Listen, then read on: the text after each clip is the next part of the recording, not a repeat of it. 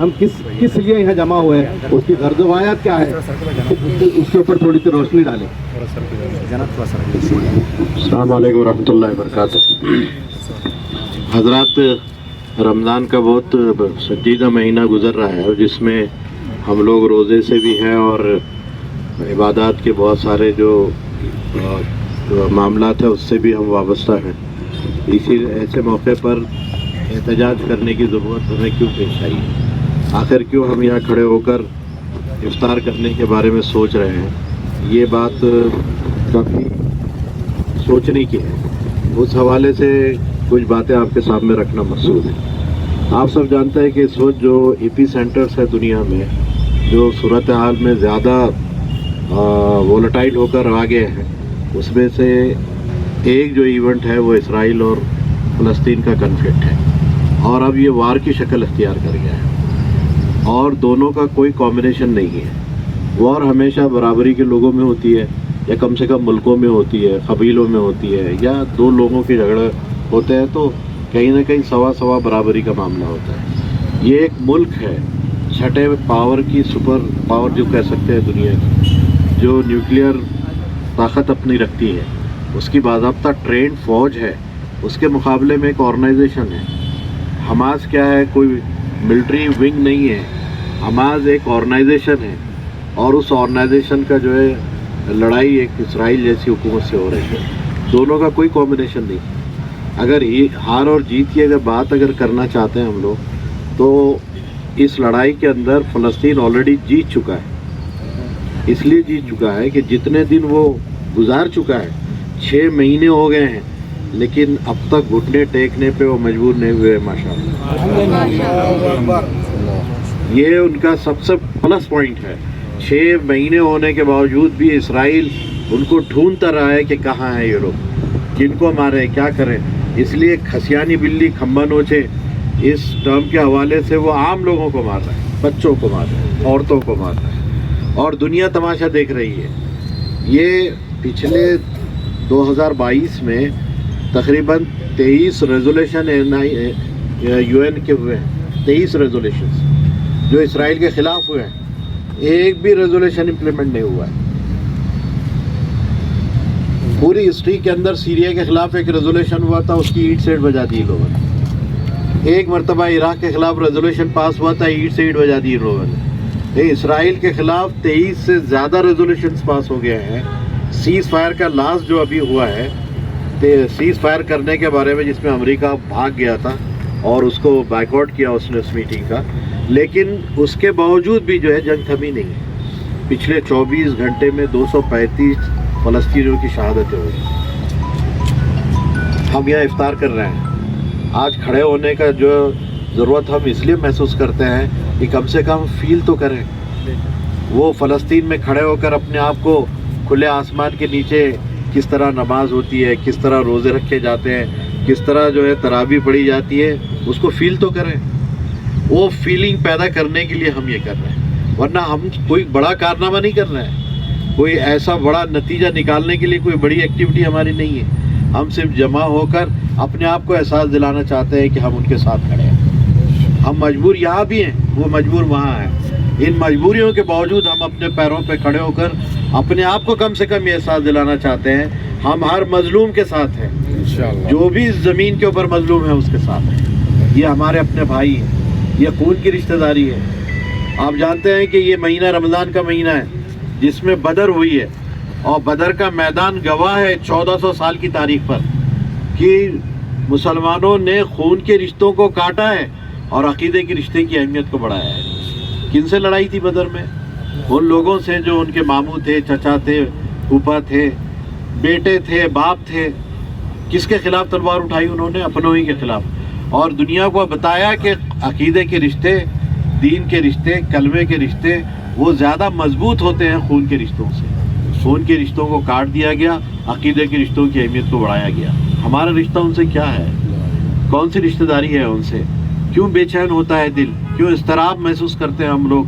کبھی افطار کرتے وقت جب حلق سے گٹلی چھوڑ کر جب کھجور اترتی ہے تو کبھی تصور ہوتا ہے وہ معصوم بچے کا جس کو بوم نے اس طرح سے معجون جیسا بنا دیا, جس کے ہاتھ پیر کٹے ہوئے ہیں, جس کا باپ اس کو ہاتھ پہ اٹھا کر آسمان کی طرف اشارہ کر رہا ہے کہ ہم سے کسی سے ہم کو شکایت نہیں، نہ بولنے والوں سے شکایت ہے، نہ کچھ نہ کرنے والوں سے شکایت ہے، نہ امریکہ سے شکایت ہے، نہ یورپ سے ہے، نہ عربوں سے ہے، نہ ایرانیوں سے ہے، نہ جو ہے سعودیوں سے، کسی سے کوئی شکایت نہیں ہے۔ ہمارا کیس تو اللہ کے دربار میں ہے۔ حسبنا اللہ و نعم المولا، حسبنا اللہ و نعم الوکیل، نعم المولا و نعم النصیر۔ ہمارا کیس تو اس کے دربار میں ہے، اور یہی وہ ایمان ہے جس کے نتیجے میں آج کھڑے ہوئے ہیں۔ زندگی و موت ان کے لیے کوئی بہت بڑی بات نہیں ہے، وہ زندگی کو ایسے پسند کرتے، موت کو ایسے پسند کر رہے ہیں جیسے زندگی کو لوگ چاہتے ہیں۔ اس قدر انہوں نے وہ فرق کو محسوس کرنا چھوڑ دیا ہے کہ موت کیا ہوتی ہے اور زندگی کیا ہوتی ہے۔ کبھی آپ نے دیکھا ہے کہ کسی گھر میں موت ہوئی اور ٹافی بانٹتا ہو؟ وہ نکتی بانٹتا ہوا کوئی ملے گا جو اپنے گھر میں موت کا لاشا رکھا ہوا ہے اور وہ نکتی بانٹتے محلے میں پھر رہا ہے کہ لوگوں مجھے مبارکباد دو کہ میرے گھر میں ایک شہید ہو گیا ہے۔ اس انداز کے واقعات کتنے ہیں۔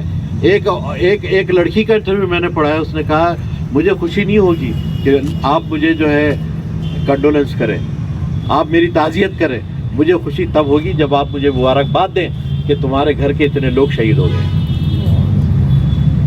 ایک 12ویں کی لڑکی جو ویسٹ بینک میں جا رہی تھی، اس لڑکی کا نقاب پڑا ہوا تھا چہرے پر، اسرائیل نے کھینچنے کی کوشش کی، اور ظاہر ہے کہ ظلم کے ستمگر جتنے بھی ہیں وہ بیٹیوں کے سر سے آنچل کھینچنا جو ہے اپنی روایت کا ایک حصہ سمجھتے ہیں۔ ہمارا ملک بھی اس سے بچا نہیں ہے، وہاں پر بھی اس نے نقاب کھینچا اور جو کھینچ تان ہوئی اس پہ اس کو غصہ آیا اور وہ لڑکی کو اس نے شوٹ کر دیا۔ لڑکی ایک طرف پڑی ہوئی ہے۔ ایک مسلم لڑکا جا رہا تھا فلسطینی، اس نے دیکھا کہ اس نے جو نقصان پہنچایا تو اس نے اٹھا کر اس کو چاقو سے مار دیا۔ وہ فوجی مر گیا، فوجیوں نے دیکھا کہ اس کے بھائی، اس کے ساتھیوں کو مار دیا گیا ہے، اس نے اٹھا کر اس لڑکے کو جو ہے شوٹ آؤٹ کر دیا۔ لڑکا اور لڑکی دونوں بھی شہید ہو کے وہاں پڑے ہیں، ان کے جنازے تیار ہوئے، ان کے ماں باپ آپس میں ملتے ہیں، لڑکی کا باپ اور لڑکے کا باپ ملتے ہیں اور ایک دوسرے کے ماتھے کا بوسہ دے کر ایک ریکویسٹ کرتے ہیں، مبارکباد دیتے ہیں۔ مبارکبادیاں کس ماحول میں ہوتی ہے بھائی؟ خوشی کا ماحول ہوتا ہے، خوشحال ماحول کے اندر مبارکباد دی جاتی ہے۔ جب رونے دھونے کا اور غم زدہ ماحول میں کوئی مبارکباد دی نہیں جاتی، مبارکباد دی جا رہی ہے، اور لڑکے کا باپ کہتا ہے کہ اگر تم چاہو تو میری ایک درخواست کو قبول کر لو۔ لڑکی کا باپ کہتا ہے کہ کیا درخواست ہے؟ وہ کہتا ہے کہ تم اپنی بیٹی کا نکاح میرے بیٹے سے کرو۔ اب سوچئے، لاشیں پڑے ہوئے ہیں دونوں کی، شادی کی بات، نکاح کی بات کس ماحول میں ہوتی ہے؟ لاشیں گھر میں پڑے ہوئے تو شادی کی بات ہوتی ہے۔ خوشی کا موقع بھی ہوتا تو غم میں بدل جاتا ہے، لیکن غم کے موقع کو خوشی سے بدل دیا ہے انہوں نے۔ زندگی اور موت کا یہ حسین امتزاج جو کلیئر ہو کے 1400 سال کے فاصلے پہ آج کھڑا، صحابہ کے دور کو یاد دلا رہا ہے۔ وہی دور ہے جو جنگ بدر میں معوذ اور معاذ نے جو فضا پیدا کی تھی، جو فضائے بدر انہوں نے پیدا کی تھی، یہ فضائے بدر آج انہوں نے پیدا کی ہے کہ وہ کہتے ہیں کہ تم نکاح میرے بیٹے کے ساتھ کر دو۔ لوگ کہتے ہیں کہ عجیب بات کرتے ہو، کیسے نکاح ان کا ہوگا، یہ تو لاشیں رکھی ہوئی ہیں۔ ہے کہ تم نے قرآن نہیں پڑھا ہے؟ قرآن میں تو کہا گیا ہے کہ جو اللہ کی راہ میں مارے جاتے ہیں انہیں مردہ نہ کہو، وہ زندہ ہوتے ہیں، وہ اللہ کی طرف سے رزق پاتے ہیں، تمہیں اس کا شعور نہیں ہے۔ دونوں کا نکاح ہوتا ہے، نکاح کے بعد دونوں کی تدفین عمل میں آتی ہے۔ مجھے نہیں معلوم کہ ان کا ملن کیسے ہوگا، وہ کیسے آپس میں ملیں گے، لیکن میں ضرور یہ جانتا ہوں کہ قیامت کے دن اللہ جنت میں ان کو ضرور ملا دے گا۔ وہ معصوم روزے دار سوال کرتے ہیں کسی مفتی سے کہ مولانا یہ فتویٰ بتائیے ہمیں کہ جب بم گرتا ہے اور اس کا جو دھول اڑتی ہے، یہ دھول اڑ کر جب کسی روزے دار کے حلق میں جاتی ہے تو اس کا روزہ باقی رہتا ہے یا نہیں رہتا ہے؟ مفتی کیا جواب دے گا اسے؟ مفتی کہہ رہا ہے کہ میری جان، 1000 مفتیوں کی جان تجھ پر قربان، تو اس ماحول میں بھی اپنے روزے کی فکر کرتا ہے؟ تو ایسے ماحول میں بھی جبکہ 13,000 سے 17,000 ٹن بارود گرایا جا چکا ہے، ہیروشیما اور ناگاساکی برباد ہو گئے ہیں صرف 13,000 ٹن بارود کی وجہ سے، لیکن 17,000 ٹن بارود جس علاقے پہ گرایا گیا ہے اس میں تو بم گرتے ہوئے یہ دیکھتا ہے، تو یہ محسوس کرتا ہے کہ آج تو تیرا روزے کا کیا ہے اور تیرے جو ہے نماز کا کیا ہے، تیری عبادت کا کیا ہے۔ یہ دور جو ہے اگر دیکھنا ہے تو فلسطین کے یہ واقعات ہمیں بتلا رہے ہیں، اس طرف ہمیں دیکھنے کی ضرورت ہے۔ اور آج ہم اس لیے کھڑے ہیں کہ ان بے چین روحوں کو، ان شہید روحوں کا ساتھ دے سکیں، ان کے ساتھ کھڑے رہ سکیں، ان کے اس روزے اور افطار کی جو بے چینی کو، اضطراب کو محسوس کر سکیں، ان کے اس مقصد کو ہم یاد کر سکیں جس کے لیے وہ اسٹرگل کر رہے ہیں، جتنی کوششیں وہ کر رہے ہیں، جتنے معاملات وہ کر رہے ہیں، دنیا دیکھ رہی ہے، اتنا سب ہونے کے باوجود گھٹنے نہیں ٹیکے گئے ہیں، گھٹنوں پہ نہیں آئے ہیں فلسطین کے لوگ۔ وہ سمجھتے ہیں کہ موقع ہے، ابھی بھی باقی ہے، اور انشاءاللہ ہم کامیاب ہو کر رہیں گے۔ انہوں نے جو ہے ہم سے کوئی مدد نہیں مانگی ہے، نہ ایرانیوں سے، نہ سعودیوں سے، نہ انڈونیشیاؤں سے، نہ پاکستان سے، کسی ملک، نہ ترکی سے اور نہ قطر سے، کسی سے کوئی مدد نہیں مانگی ہے۔ ان کا کیس اللہ کے دربار میں ہے، اور ہمیں امید ہے کہ اللہ تعالیٰ ان کا فیصلہ جلد از جلد کرے گا۔ یہ ان کی سب سے بڑی کامیابی۔ ہم تو سمجھتے ہیں کہ اس موقع پر اخلاقی طور پہ اور سیاسی طور پر فلسطینی کامیاب ٹھہرائے جائیں گے، اور اسرائیل اپنی ناکامی محسوس کر رہا ہے۔ ساری دنیا جو ہے سرک کر اس کے خلاف ہو رہی ہے۔ آج امریکہ سرک گیا ہے، ہو سکتا ہے ہتھیار دینا چھوڑ دے، ہو سکتا ہے کہ یورپین کنٹریز اس سے ہٹ جائیں اور وہ ایکتا اور نیکتا ہو جائے، اور انشاءاللہ فلسطین اس پہ ڈومیننٹ ہو جائے، اپنی کھوئی ہوئی زمین واپس لے لیں، اپنے کھوئے ہوئے جو لوگ جو ہیں، جو گرفتار لوگ ہیں، ان کو واپس لے لیں، اور ایک کامیابی کا موسم جو ہے پھر سے لوٹ آئے۔ یہ فضائے بدر پیدا ہو رہی ہے، اس کا نتیجہ اسی طرح نکلے گا جس طرح اللہ تعالیٰ نے جنگ بدر کے نتیجے کو نکالا تھا۔ جنگ بدر میں جس طرح نتیجے نکلے تھے کہ 313 1000 پہ غالب آ گئے، اسی انداز میں یہ تھوڑے سے فلسطینی انشاءاللہ یہ بڑی قوت کے اوپر غالب آ جائیں گے، اور یہ غالب ہونا ان کا یہ اللہ کی مشیت اور اس کی مرضی کے مطابق ہوگا، اور وہ اللہ کی مشیت اور مرضی پہ زیادہ اس بات کو ہمیں محسوس کرنا چاہیے۔ اس موقع پر ہمیں دعا کرنی چاہیے کہ اللہ تعالیٰ ان کو اپنے مقصد میں کامیابی عطا فرمائے، ان کی جو قربانی اللہ تعالیٰ سے قبول فرمائے، وہ ان کے ایک ایک بدلے کی آبرو رکھے، اور اس کے اس نتیجے میں ان کے جو مقاصد ہیں ان میں انہیں کامیابی نصیب فرمائے۔ مسجد اقصیٰ کی آزادی ہو، فلسطین آزاد ہو، اور فلسطین کی ایک آزاد حکومت بن کر عالم اسلام کا ایک حصہ بنے، یہی ہماری اللہ سے دعا ہے۔ وآخر دعوانا الحمدللہ رب العالمین۔ مولانا الیاس بارك ربنا وتعالى يا ذا الجلال والإكرام اللهم صل على سيدنا وشفينا وحبيبنا وعلى آل سيدنا ومولانا محمد وبارك وسلم ربنا لا تؤاخذنا إن نسينا وأخطأنا ربنا ولا تحمل علينا إصرا كما حملته على الذين من قبلنا ربنا ولا تحملنا ما لا طاقة لنا به واعف عنا واغفر لنا وارحمنا انت مولانا فانصرنا على القوم الكافرین۔ اے پروردگار، اہل فلسطین کی مدد فرما، اے رب کریم اہل فلسطین کو، فلسطین کے مجاہدین کو پروردگار فتح و نصرت عطا فرما، رب کریم ان کی شہداء کی درجات کو بلندی عطا فرما، رب کریم وہ معصوم جو زمین پہ شہید ہوئے، رب کریم ان کے خون کو نتیجہ خیز بنا دے، رب کریم وہاں کی بیوائیں، وہاں کی یتیم، اے پروردگار یہ بیوائیں اور یتیم جو ہے اللہ ان پر رحم فرما، ان کے لیے آسانیاں پیدا فرما، پروردگار یہ جو لڑائی ہے رب کریم یہ خالص تیرے دین کے خاطر ہے، مسجد اقصیٰ کی بازیافت کے لیے ہیں، رب کریم تیرے گھر کو آزاد کرنے کے لیے، تیرے گھر کو آباد کرنے کے لیے اب تک 13,000 سے زیادہ معصوم بچے شہید ہو چکے ہیں، ہزاروں کی تعداد میں خواتین اور نوجوان شہید ہو چکے ہیں، رب کریم ان کے ریگستان قبرستانوں میں تبدیل ہو گئے ہیں، اس کے باوجود اے پروردگار ان کے صبر اور ان کی استقامت اور ان کی عظیمت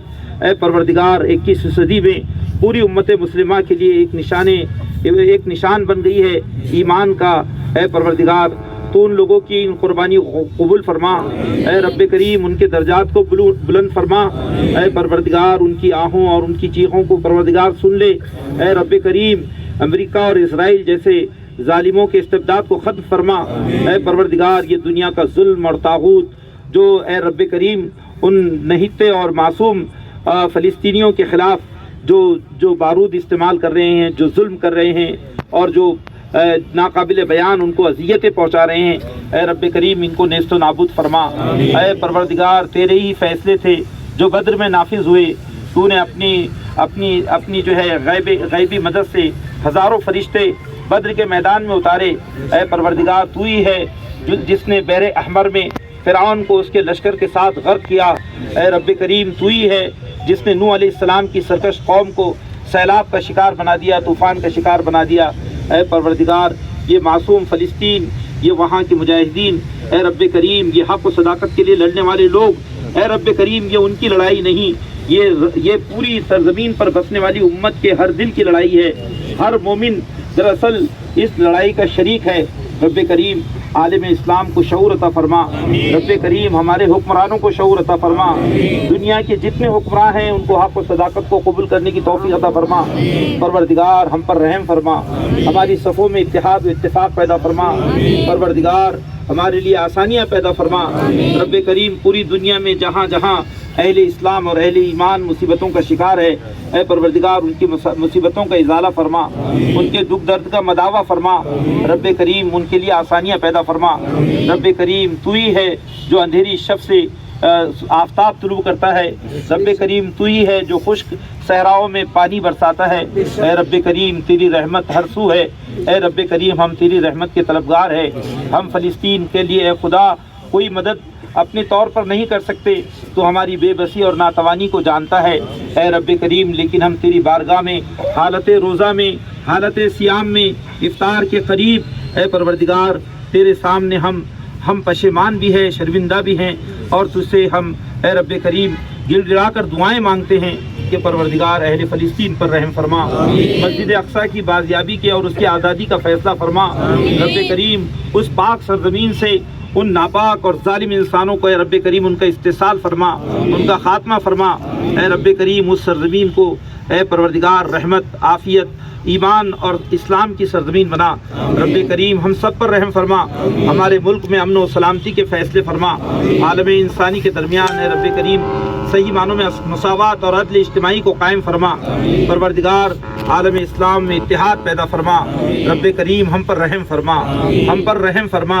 ہمارے حق میں رحمتوں کے فیصلے فرما، رب کریم تیرے عذاب سے اور تیری ہر طرح کی غضب سے اے پروردگار ہم پناہ مانگتے ہیں، اے رب کریم ہماری کمزوریاں بھی ہیں، ہماری خطائیں بھی ہیں، اے رب کریم بے شک ہم تیرے نافرمان اور تیرے عاصی بندے ہیں، اے رب کریم ہمیں اس کا شعور ہے اے پروردگار، لیکن تو بڑا رحیم ہے، تیری رحمت ہر کائنات کی ہر چیز پر چھائی ہوئی ہے، اے رب کریم تو ہمیں معاف فرما، ہمارے حق میں مغفرت کے فیصلے فرما، فلسطین کی آزادی کا فیصلہ فرما، ہمارے اس دھرنے کو قبول فرما لے، اور یہاں پر جتنے لوگ موجود ہیں ان کی دعاؤں میں تاثیر پیدا فرما، تو بڑا رحیم ہے، بڑا کریم ہے، تیری رحمت اور تیرے کرم کا واسطہ ہے۔ ربنا تقبل منا انك انت السميع العليم وتب علينا انك انت التواب الرحيم، ان الله وملائكته يصلون على النبي يا ايها الذين امنوا صلوا عليه وسلموا تسليما، اللهم صل على سيدنا وشفيعنا وحبيبنا وعلى ال سيدنا ومولانا محمد وبارك وسلم، سبحان ربك رب العزة عما يصفون وسلام على المرسلين والحمد لله رب العالمين۔ حکومت ہند سے اس معاملے میں یہ مطالبہ ہے کہ جب بھارت آزاد ہوا تو انگریزوں کے ظلم و ستم کو بھارتیوں نے پوری شدت کے ساتھ محسوس کیا، اور بھارت کی آزادی کا وقت اور فلسطین کے اوپر جو اسرائیل نے قبضہ کیا وہ سیم وقت تھا، اس لیے بھارت کے آزادی کے وقت کے جتنے مخلص رہنما تھے انہوں نے فلسطین کی آزادی کی شدت کو محسوس کیا، اور بھارت کی خارجہ پالیسی میں اس کو شامل کیا کہ فلسطین کی آزادی بھارت کے خارجہ پالیسی کا اہم حصہ ہے۔ تو اس وقت ہم حکومت ہند سے یہ درخواست کرتے ہیں کہ وہ اسرائیل کے دباؤ میں نہ آئے، اور جس طرح سے بین الاقوامی سطح پر بین الاقوامی عدالت نے بھی اور بین الاقوامی عوام نے بھی دعا پڑھی۔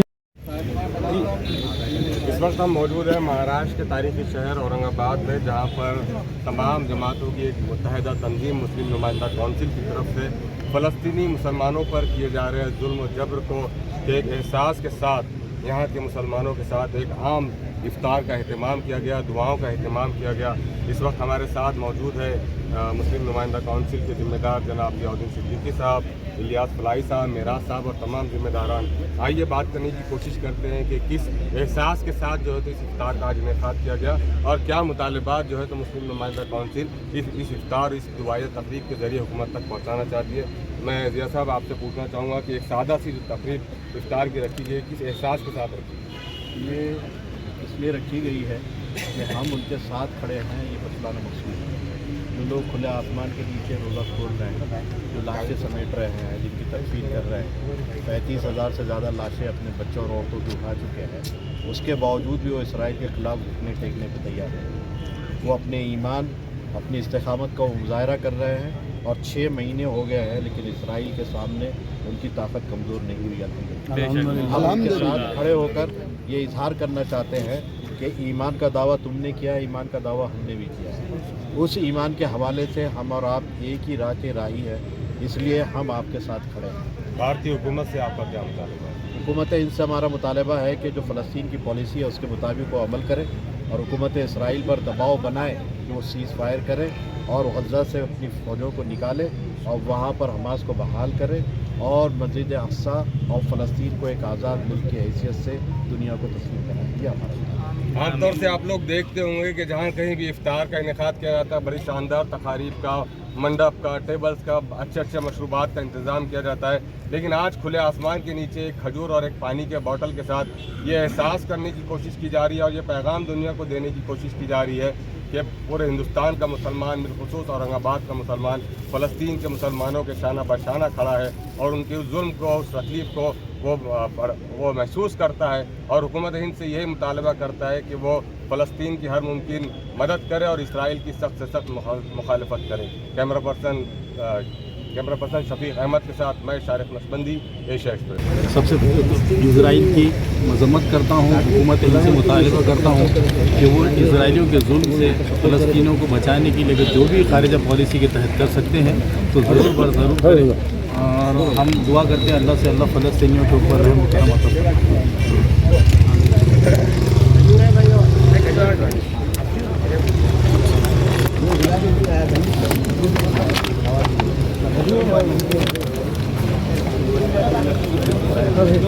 مکہ مسجد قریب ہے ہمارے سے، ہم وہاں نماز پڑھ لیں گے۔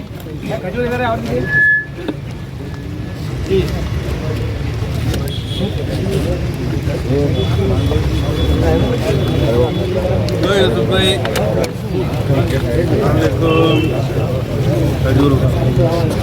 علیکم۔